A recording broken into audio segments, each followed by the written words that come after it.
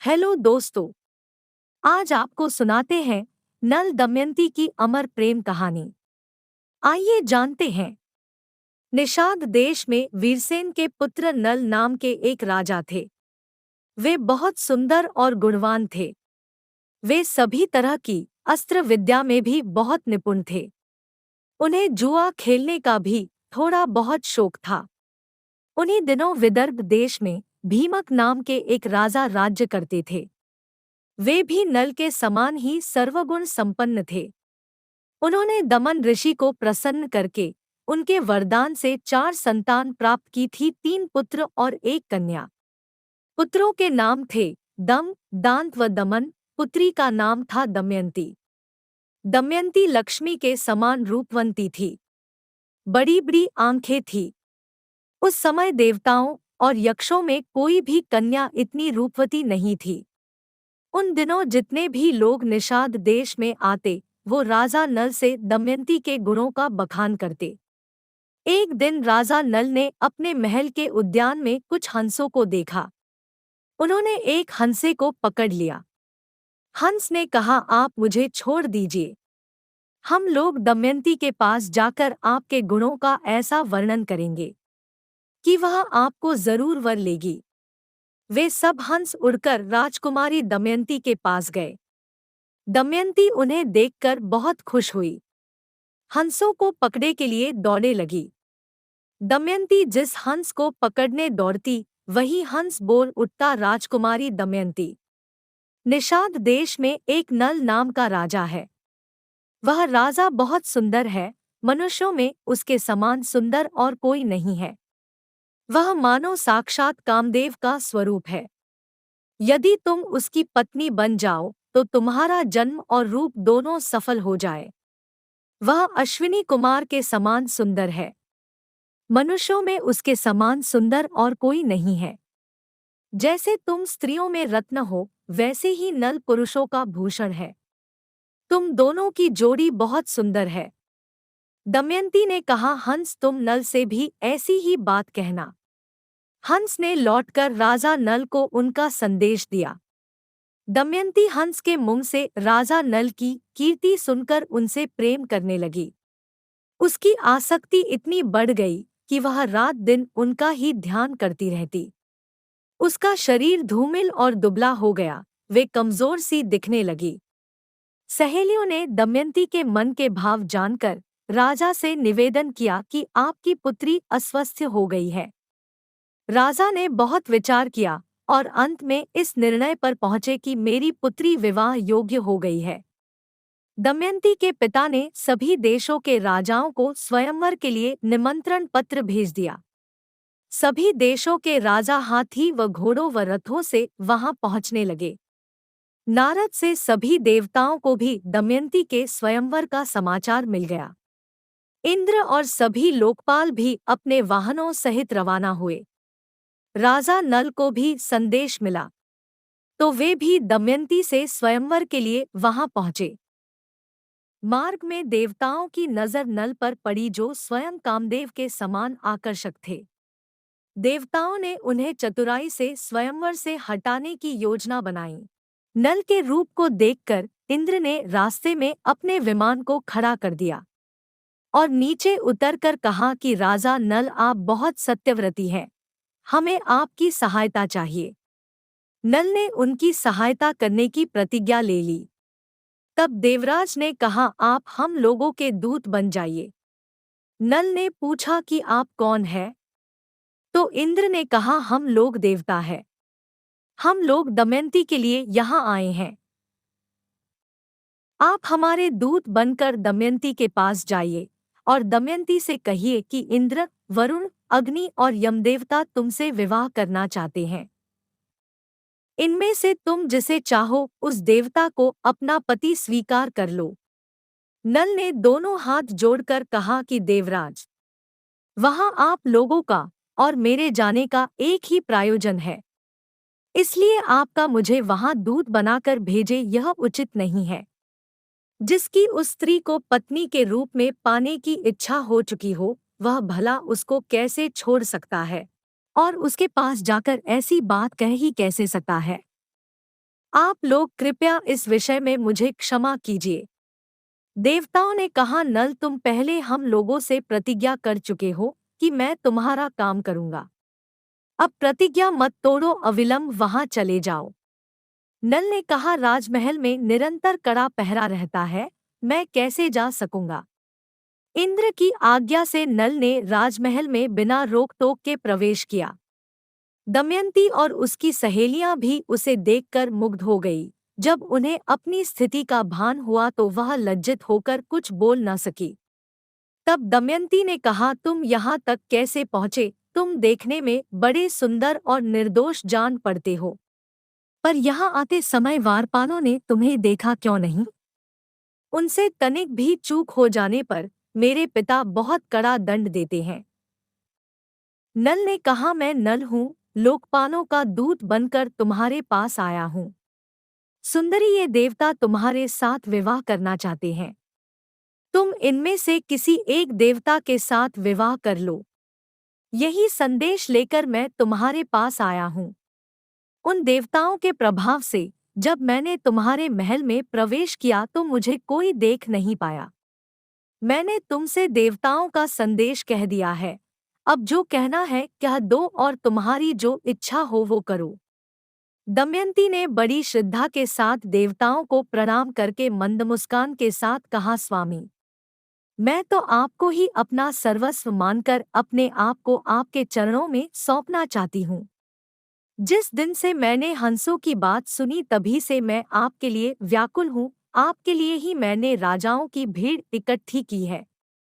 यदि आप मुझ दासी की प्रार्थना अस्वीकार कर देंगे तो मैं जहर खाकर मर जाऊंगी।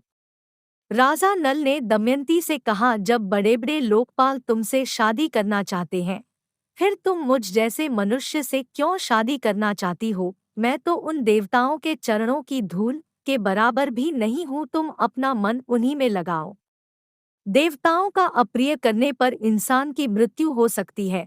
तुम मेरी रक्षा करो और उनको वरण कर लो। नल की बात सुनकर दमयंती घबरा गई, उसकी आंखों में आंसू छलक आए। उस समय दमयंती का शरीर कांप रहा था और हाथ जुड़े हुए थे। उसने कहा, मैं आपको वचन देती हूँ कि मैं आपको ही पति के रूप में वरण करूंगी। राजा नल ने कहा, अच्छा, तब तो तुम ऐसा ही करो, परंतु यह बतलाओ कि मैं यहाँ उनका दूत बनकर आया हूँ। अगर इस समय मैं अपने स्वार्थ की बात करने लगूं तो यह कितनी बुरी बात है। मैं तो अपना स्वार्थ तभी बना सकता हूँ जब वह धर्म के विरुद्ध ना हो। तब दमयंती ने गदगद कंठ से कहा, राजन, इसके लिए एक निर्दोष उपाय है। उसके अनुसार काम करने पर आपको दोष नहीं लगेगा। वह उपाय है कि आप सभी लोकपालों के साथ स्वयंवर मंडप में आए, मैं आपको वर लूंगी, तब आपको दोष भी नहीं लगेगा।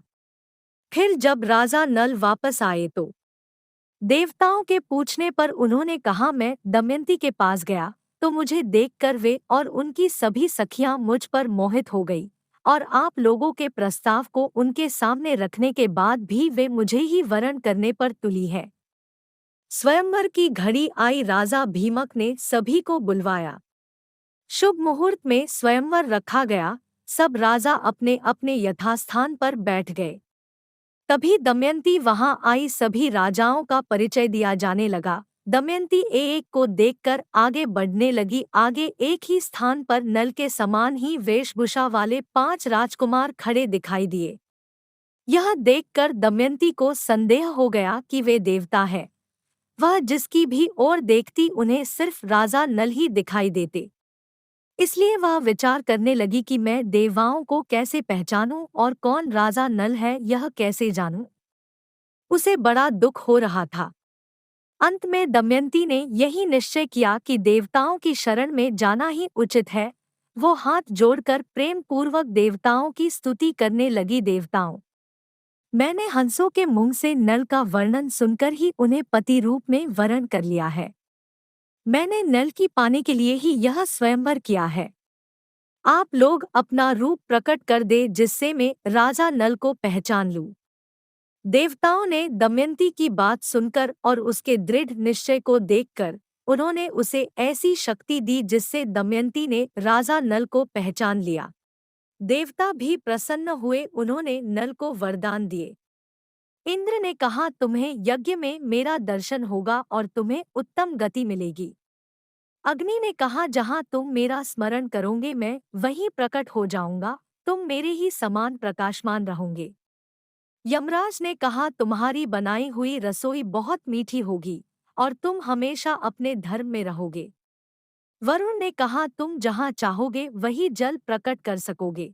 जिस समय दमयंती के स्वयंवर से लौटकर इंद्र व अन्य लोकपाल अपने अपने लोकों को जा रहे थे, उस समय उनकी मार्ग में ही कलयुग और द्वापर से भेंट हो गई। इंद्र ने पूछा, कलयुग कहाँ जा रहे हो?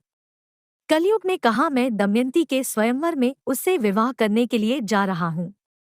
इंद्र ने कहा, अरे स्वयंवर तो कब का पूरा हो गया और दमयंती ने राजा नल का वरण कर लिया है।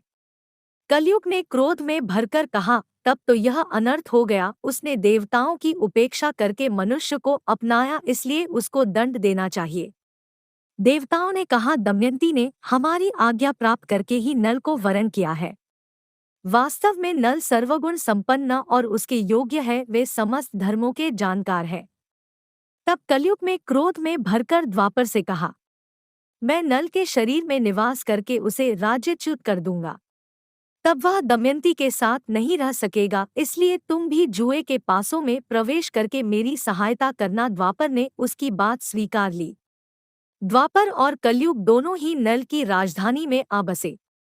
समय बीतने लगा, दमयंती के गर्भ से एक पुत्र और एक कन्या का जन्म हुआ। उन्होंने पुत्र का नाम इंद्रसेन और पुत्री का नाम इंद्रसेना रखा। दोनों बच्चे माता पिता के अनुरूप ही सुंदर और सर्वगुण संपन्न थे। विदर्भ नरेश एक बार अपनी पुत्री दमयंती से मिलने निषाद देश आए। अपनी पुत्री के सुखी गृहस्थ जीवन को देखकर वे बहुत ही खुश हुए। किंतु समय सदा एक जैसा नहीं रहता, दुख सुख का चक्र निरंतर चलता ही रहता है। 12 वर्ष तक वे इस बात की प्रतीक्षा में रहे कि नल में कोई दोष दिख जाए। एक दिन राजा नल संध्या के समय लघुशंका से निवृत्त होकर पैर धोए बिना ही आचमन करके संध्यावंदन करने बैठ गए। यह अपवित्र अवस्था देखकर कलयुग उनके शरीर में प्रवेश कर गया। कलयुग दूसरा रूप धारण करके नल के भाई पुष्कर के पास गया और बोला, तुम नल के साथ जुआ खेलो और मेरी सहायता करो। तुम जुए में निषाद राज का राज्य जीतकर उसे प्राप्त कर लो। पुष्कर ने उसकी बात स्वीकार करके नल के पास गया। द्वापर भी पासे का रूप धारण करके उसके साथ चला गया।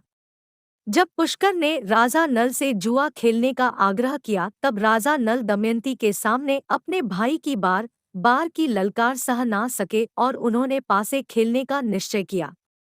उस समय नल के शरीर में कलयुग घुसा हुआ था, इसीलिए नल जो कुछ भी जुए में लगाते वो हार जाते।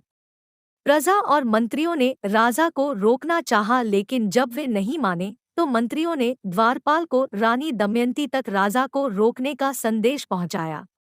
तब रानी दमयंती नल को बोली, आपकी पूरी प्रजा आपके जुए के कारण अचेत हुई जा रही है। इतना कहकर दमयंती भी रोने लगी, लेकिन राजा नल कलयुग के प्रभाव में थे, इसीलिए जो पासे फेंकते वही उनके प्रतिकूल पड़ते। जब दमयंती ने यह सब देखा तो उसने धाय को बुलवाया और उसके द्वारा राजा नल के सारथी वार्ष्णेय को बुलवाया। उन्होंने उससे कहा, सारथी, तुम जानते हो कि महाराज बहुत संकट में है और यह बात तुमसे छिपी नहीं है। तुम तुरंत रथ जोड़ लो और मेरे बच्चों को रथ में बैठाकर कुंडिनगर ले जाओ। उसके बाद पुष्कर ने राजा नल का सारा धन ले लिया और बोला, तुम्हारे पास दावम पर लगाने के लिए और कुछ है या नहीं? यदि तुम दमयंती को दावम पर लगाने के लायक समझो तो उसे लगा दो। लेकिन राजा ने दमयंती को अपने साथ लेकर अपने राज्य का परित्याग कर वन में चले गए। एक दिन राजा नल ने देखा कि बहुत से पक्षी उनके पास ही बैठे हैं, उनके पंख सोने के समान दमक रहे हैं। नल ने सोचा कि इनके पंखों से कुछ धन मिलेगा, ऐसा सोचकर उन्हें पकड़ने के लिए अपना पहनने का वस्त्र डाल दिया। पक्षी उनका वस्त्र लेकर उड़ गए। अब नल नग्न होकर बड़ी दीनता के साथ मुंह नीचे करके खड़े हो गए। पक्षियों ने कहा, तू अपने नगर से एक वस्त्र पहनकर निकला था, उसे देखकर हमें बड़ा दुख हुआ था। ले, अब हम तेरे शरीर का वस्त्र लिए जा रहे हैं। हम पक्षी नहीं जुए के पासे हैं। नल ने दमयंती से पासे की बात कह दी। तुम देख रही हो, यहाँ बहुत से रास्ते हैं। एक अवंती की ओर जाता है, दूसरा पर्वत होकर दक्षिण देश को, सामने विंध्याचल पर्वत है। यह पयोष्णी नदी समुद्र में मिलती है। सामने का रास्ता विदर्भ देश को जाता है। यह कौशल देश का मार्ग है। इस प्रकार राजा नल दुख और शोक से भरकर बड़ी ही सावधानी के साथ दमयंती को भिन्न भिन्न आश्रम मार्ग बताने लगे। दमयंती की आंखें आंसुओं से भर गई। दमयंती ने राजा नल से कहा, क्या आपको लगता है कि मैं आपको छोड़कर अकेली कहीं जा सकती हूँ? मैं आपके साथ रहकर आपके दुख को दूर करूंगी। दुख के अवसरों पर पत्नी पुरुष के लिए औषधि के समान है। वह धैर्य देकर पति के दुख को कम करती है। उस समय नल के शरीर पर वस्त्र नहीं थे। शरीर धूल से लथपथ हो रहा था। भूख प्यास से परेशान राजा नल जमीन पर ही सो गए। दमयंती भी उनके साथ ये सारे दुख झेल रही थी। वह भी नल के साथ जमीन पर ही सो गई। दमयंती के सो जाने पर राजा नल की नींद टूटी। सच बात तो यह थी कि वे दुख और शोक की के कारण सुख की नींद सो भी नहीं पा रहे थे। वे सोचने लगे कि दमयंती मुझसे बहुत प्रेम करती है। प्रेम के कारण ही उसे इतना दुख झेलना पड़ रहा है। यदि मैं इसे छोड़कर चला जाऊं तो संभव है कि इसे सुख भी मिल जाए। अंत में राजा नल ने यही निश्चय कि दमयंती सच्ची पतिव्रता है। इसके सतीत्व को कोई भंग नहीं कर सकता। इस प्रकार त्यागने का निश्चय करके और दमयंती के सतीत्व की ओर से निश्चिंत होकर राजा नल ने यह विचार किया कि मैं नग्न हूँ और दमयंती के शरीर पर भी केवल एक वस्त्र है, फिर भी इसके वस्त्रों में से आधा फाड़ लेना ही श्रेष्ठ है। लेकिन फांडू कैसे? कहीं यह जाग ना जाए। राजा नल ने यह सोचकर धीरे से दमयंती के शरीर का आधा वस्त्र फाड़कर अपना शरीर ढक लिया। दमयंती नींद में थी। उस समय राजा नल का दिल दुख के मारे टुकड़े टुकड़े हुआ जा रहा था। मैं तुम्हें छोड़कर जा रहा हूँ, सभी देवता तुम्हारी रक्षा करें। यह बोलकर राजा नल उसे वन में छोड़कर निकल पड़े। वहां से निकलने के बाद राजा ना एक धर्मशाला में पहुंचे, जहां थोड़ी देर बाद जब राजा नल का हृदय शांत हुआ, वे फिर धर्मशाला में इधर-उधर घूमने लगे और सोचने लगे कि अब तक दमयंती पर्दे में रहती थी तो उसे कोई छू भी नहीं सकता था। आज यह अनाथों के समान आधा वस्त्र पहने धूल में सो रही है। वह मेरे बिना दुखी होकर वन में कैसे रहेगी? शरीर में कलयुग के प्रवेश होने के कारण उनकी बुद्धि फिर नष्ट हो गई थी। इसीलिए वे अपनी पत्नी को वन में अकेली छोड़कर वहां से चले गए। जब दमयंती की नींद टूटी तब उसने देखा कि राजा नल वहां नहीं है। यह देखकर वह चौंक गई और राजा नल को पुकारने लगी। जब दमयंती को राजा नल बहुत देर तक नहीं दिखाई पड़े तो वे विलाप करने लगी और भटकती हुई जंगल के बीच जा पहुंची। वहां एक अजगर दमयंती को निगलने लगा। दमयंती मदद के लिए चिल्लाने लगी। उसकी आवाज एक व्याध के कान में पड़ी। वह उधर ही घूम रहा था। वह वहां दौड़कर आया और देखा कि दमयंती को अजगर निगल रहा है, तो उसने अपने तेज शस्त्र से अजगर का मुंह चीर डाला। उसने दमयंती को छुड़वाकर नहाने के लिए कहा और उसे आश्वासन देकर भोजन करवाया। दमयंती जब कुछ शांत हुई तो व्याध ने पूछा, सुंदरी तुम कौन हो? किस कष्ट में पड़कर किस तुम यहाँ आई हो? दमयंती की सुंदरता, बोलचाल और मनोहरता देखकर व्याध मोहित हो गया। वह दमयंती से मीठी मीठी बातें करके उसे अपने बस में करने की कोशिश करने लगा। दमयंती उसके मन के भाव समझ गई। दमयंती ने उसे समझाकर रोकना चाहा, लेकिन जब वह किसी भी प्रकार से नहीं माना तो उसने उसे शाप दे दिया कि मैंने राजा नल के अलावा अगर कभी किसी और का चिंतन नहीं किया, अगर यह सच है तो यह व्याध यही मृत्यु को प्राप्त हो जाए।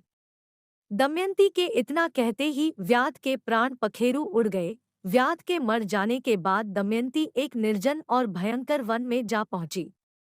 राजा नल की खोज करती हुई वह उत्तर की ओर बढ़ने लगी। 3 दिन और रात बीत जाने के बाद दमयंती ने देखा कि सामने ही एक बहुत सुंदर तपोवन है, जहां बहुत से ऋषि निवास करते हैं। उसने आश्रम में जाकर बड़ी नम्रता के साथ उन्हें प्रणाम किया और हाथ जोड़कर खड़ी हो गई। ऋषियों ने दमयंती का सत्कार किया और उसे बैठने को कहा। दमयंती ने एक भद्र स्त्री के समान सभी के हालचाल पूछे। फिर ऋषियों ने पूछा, आप कौन है? तब दमयंती ने अपना पूरा परिचय दिया और अपनी सारी कहानी ऋषियों को सुनाई। तब सारे तपस्वी उसे आशीर्वाद देते हैं कि थोड़े ही समय में निषद के राजा को उनका राज्य वापस मिल जाएगा। उसके शत्रु भयभीत होंगे व मित्र प्रसन्न होंगे और कुटुंबी आनंदित होंगे। इतना कहकर सभी ऋषि अंतर्ध्यान हो गए। दमयंती रोती हुई एक अशोक के वृक्ष के पास पहुंचकर बोली, हे शोक रहित अशोक, तू मेरा शोक मिटा दे। क्या कहीं तूने राजा नल को शोक रहित देखा है?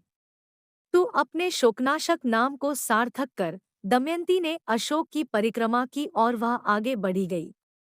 उसके बाद आगे बढ़ी तो बहुत दूर निकल गई।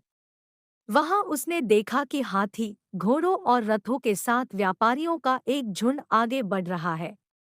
व्यापारियों के प्रधान से बातचीत करके दमयंती को जब यह पता चला कि वे सभी चेदी देश जा रहे हैं, तो वह भी उनके साथ हो गई। कई दिनों तक चलने के बाद वे व्यापारी एक भयंकर वन में पहुंचे। वहां एक बहुत सुंदर सरोवर था। लंबी यात्रा के कारण वे लोग थक चुके थे, इसलिए उन लोगों ने वहीं पड़ाव डाल दिया। रात के समय जंगली हाथियों का झुंड आया और उन पर हमला कर दिया। आवाज सुनकर दमयंती की नींद टूटी तो वहां का दृश्य देखकर वह घबरा गई और वहां से भाग निकली। दमयंती भागकर कुछ ब्राह्मणों के पास पहुंची और उनके साथ चलने लगी। शाम तक वह राजा सुबाहु के यहाँ जा पहुंची, जहां उसे सब बावली समझकर परेशान कर रहे थे। उस समय राजमाता अपने महल के बाहर खिड़की से देख रही थी। उन्होंने अपनी दासी से कहा, देखो तो वह स्त्री बहुत दुखी मालूम होती है। तुम जाओ और मेरे पास ले आओ। दासी दमयंती को रानी के पास ले गई। रानी ने दमयंती से पूछा, तुम्हें डर नहीं लगता ऐसे घूमते हुए? तब दमयंती ने बोला, मैं एक पतिव्रता स्त्री हूँ। मैं हूँ तो कुलीन पर दासी का काम करती हूँ। तब रानी ने बोला, ठीक है, तुम महल में ही रह जाओ। तब दमयंती कहती है कि मैं यहाँ रह तो जाऊंगी, पर मेरी 3 शर्त है। मैं जूठा खाना नहीं खाऊंगी, किसी के पैर नहीं धोऊंगी और परपुरुष से बात नहीं करूंगी। राजमाता ने कहा, ठीक है, हमें आपकी सारी शर्तें मंजूर है। जिस समय राजा नल दमयंती को सोती छोड़कर आगे बढ़े, उस समय वन में आग लग रही थी। तभी नल को आवाज आई, राजा नल, शीघ्र दौड़ो और मुझे बचाओ। वहां एक नाग कुंडली बांधकर पड़ा हुआ था। उसने नल से कहा, राजन, मैं करकोटक नामक सर्प हूँ। मैंने नारद मुनि को धोखा दिया था, तो उन्होंने मुझे शाप दिया कि जब तक राजा नल तुम्हें न उठावे तब तक यहीं पड़े रहना। उनके उठाने पर तू शाप से छूट जाएगा। उनके शाप के कारण मैं यहाँ से एक भी कदम आगे नहीं बढ़ सकता। तुम इस शाप से मेरी रक्षा करो, मैं तुम्हें हित की बात बताऊंगा और तुम्हारा मित्र बन जाऊंगा। और मेरे भार से डरो मत, मैं अभी हल्का हो जाता हूँ। वह अंगूठे के बराबर हो गया और नल उसे उठाकर दावानल से बाहर ले आए। कारकोटक ने कहा, तुम अभी मुझे जमीन पर मत रखो, कुछ कदम गिनकर चलो। राजा नल ने जो ही पृथ्वी पर 10वां कदम चला और उन्होंने कहा 10, तो ही करकोटक ने उन्हें डस लिया। उसका नियम था कि जब कोई 10 बोलता तभी वह डंसता था।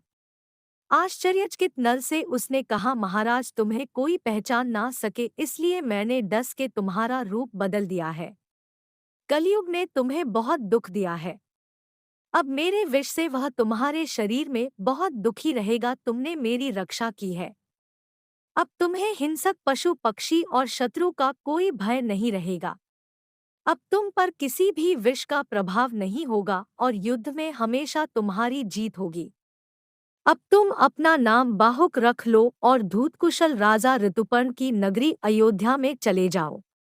तुम उन्हें घोड़े की विद्या सीखना, वह तुम्हें जुए के रहस्य बता देंगे और तुम्हारे मित्र बन जाएंगे, जिससे तुम्हें फिर से तुम्हारी पत्नी, पुत्र, पुत्री और राज्य की प्राप्ति हो जाएगी।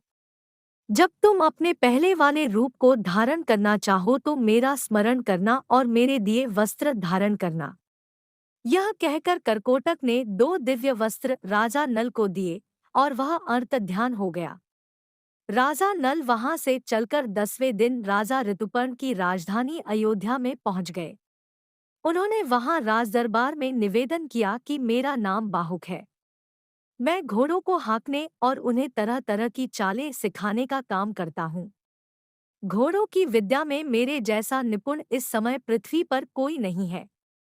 रसोई बनाने में भी मैं बहुत चतुर हूँ।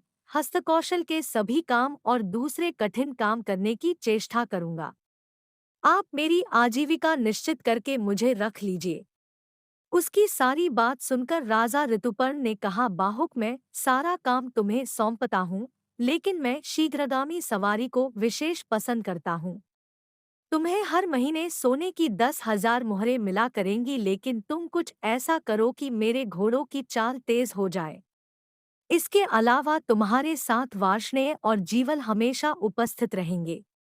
राजा नल रोज दमयंती को याद करते और दुखी होते कि दमयंती भूख प्यास से परेशान ना जाने किस स्थिति में होगी। इसी तरह राजा नल ने दमयंती के बारे में सोचते हुए कई दिन बिता दिए। ऋतुपर्ण के पास रहते हुए उन्हें कोई ना पहचान सका। जब राजा विदर्भ को यह समाचार मिला कि मेरे दामाद नल और पुत्री राजपाट विहीन होकर वन में चले गए हैं, तब उन्होंने सुदेव नाम के एक ब्राह्मण को नल दमयंती का पता लगाने के लिए चैदिनरेश के राज्य में भेजा। उसने एक दिन राजमहल में दमयंती को देख लिया। उस समय राजा के महल में पुण्याहवाचन हो रहा था। दमयंती सुनंदा एक साथ बैठकर ही वह कार्यक्रम देख रही थी। सुदेव ब्राह्मण ने दमयंती को देखकर सोचा कि वास्तव में यही भीमक नंदिनी है। मैंने इसका जैसा रूप पहले देखा था वैसा अब भी देख रहा हूँ। बड़ा अच्छा हुआ इसे यहाँ देख लेने से मेरी पूरी यात्रा सफल हो गई। सुदेव दमयंती के पास गया और उससे बोला, दमयंती मैं तुम्हारे भाई का मित्र सुदेव हूँ। मैं तुम्हारे भाई की आज्ञा से तुम्हें ढूंढने यहाँ आया हूँ। दमयंती ने ब्राह्मण को पहचान लिया। वह सबका कुशल मंगल पूछने लगी और पूछते पूछते रो पड़ी। सुनंदा दमयंती को रोता देख घबरा गई। उसने राजमाता के पास जाकर उन्हें सारी बात बताई। राजमाता तुरंत अपने महल से बाहर निकलकर आई और ब्राह्मण के पास जाकर पूछने लगी, महाराज ये किसकी पत्नी है, किसकी पुत्री है, अपने घर वालों से कैसे बिछड़ गई?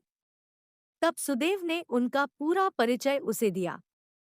सुनंदा ने अपने हाथों से दमयंती का ललाट धो दिया, जिससे उसकी भौहों के बीच का लाल चिन्ह चंद्रमा के समान प्रकट हो गया। उसके ललाट का वह चिन्ह देखकर सुनंदा व राजमाता दोनों ही रो पड़े। राजमाता ने कहा, मैंने इस चिन्ह को देखकर पहचान लिया कि तुम मेरी बहन की पुत्री हो। उसके बाद दमयंती वहां से अपने पिता के घर वापस आ गई।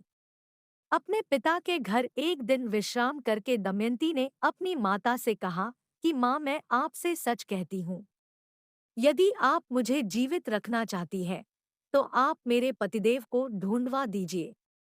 रानी ने उनकी बात सुनकर नल को ढूंढने के लिए ब्राह्मणों को नियुक्त किया।